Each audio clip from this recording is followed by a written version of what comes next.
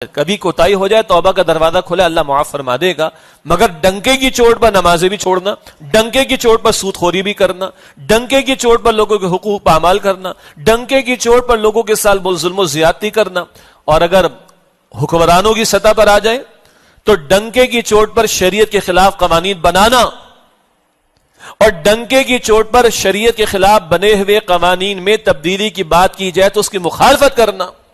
ڈنکے کی چوٹ پر فیصلے آ جانے کے بعد بھی سود کے دھندوں کو جاری رکھنا، مگر دعویٰ ہے کہ ہم اللہ کو مانتے ہیں، دعویٰ ہے کہ ہم اللہ کے رسول علیہ السلام کو مانتے ہیں، دعویٰ ہے کہ ہم امتی ہیں، تو پھر ایک سوال پیدا ہوتا ہے آخر ایسا کیوں ہے؟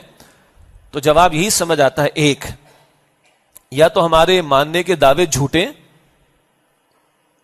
لپ سروسنگ ہے، باتیں ہیں اور کچھ نہیں ہے،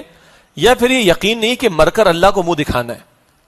مر کر اللہ کے رسول علیہ السلام کے سامنے بھی کل کھڑا ہونا ہے، جن کا نام لیتے اور جن کی شفاعت کی امیدیں رکھتے ہیں، شاید اس بات کا یقین نہیں ہے۔ اور اللہ کیونکہ وہ ہمارا خالق ہے نا، اور وہ فرماتا ہے کہ الا یعلم من خلق، کیا وہی نہ جانے گا جس نے پیدا فرمایا؟ اللہ کو خوب معلوم ہے کہ بندے کمزور ہیں، کچھ کمزوریوں کے ساتھ اللہ نے بندوں کو پیدا کیا، تو اللہ نے ان کمزوریوں کو دور کرنے، ان کا ازالہ کرنے کا اہتمام کیا۔ بندے بھول جاتے ہیں کہ وہ بندے ہیں، تو اللہ ہر نماز کی حرکت میں اقرار کرواتا ہے بندوں سے، احیاک نعبد، اللہ ہم تیری عبادت کرتے ہیں۔ بندے بھول جاتے ہیں کہ ہمیں مرنا بھی ہے، اللہ ہر نماز کی حرکت میں بشرطے کہ لوگ نمازیں ادا کر رہے ہوں یاد دہانی کراتا ہے کہ مالک یوم الدین، اللہ بدلے کے دن کا مالک ہے۔ بندوں کے اندر نسیان ہے، بھول جانے کی کا ایک مرض یا کمزوری، وہ بھول جاتے ہیں، تو اللہ سبحانہ و تعالیٰ یاد دہانی کا اہتمام فرماتا ہے۔ اور میری اور آپ کی اصل منزل، میرا اور آپ کا اصل مسئلہ، میرا اور آپ کا ڈیسٹینیشن وہ آخرت کی زندگی ہے۔ اس آخرت کا ذکر جا بجا بار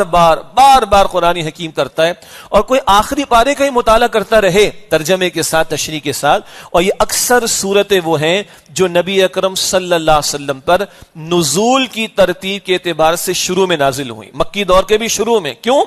غفلت میں مبتلا لوگوں کو جھنجھوڑنے کی ضرورت ہوتی، غافل لوگوں کو جھنجھوڑنے کی ضرورت ہوتی، عمل پر لانے کے لیے ان کو کھڑا کرنے کی ضرورت ہوتی، اور اس تعلق سے اس آخری پارے کی صورتوں کا مزاج بھی بڑا انذار والا ہے۔ اور قرآن حکیم خالق کا کلام ہے، اس نے یہ انداز نزول قرآن کے شروع کی آیات اور صورتوں میں بھی اختیار کیا، اور وہ شروع کی صورت نزول کی ترتیب کے اعتبار سے وہ قرآن حکیم کے آخری پاروں میں آتی ہیں۔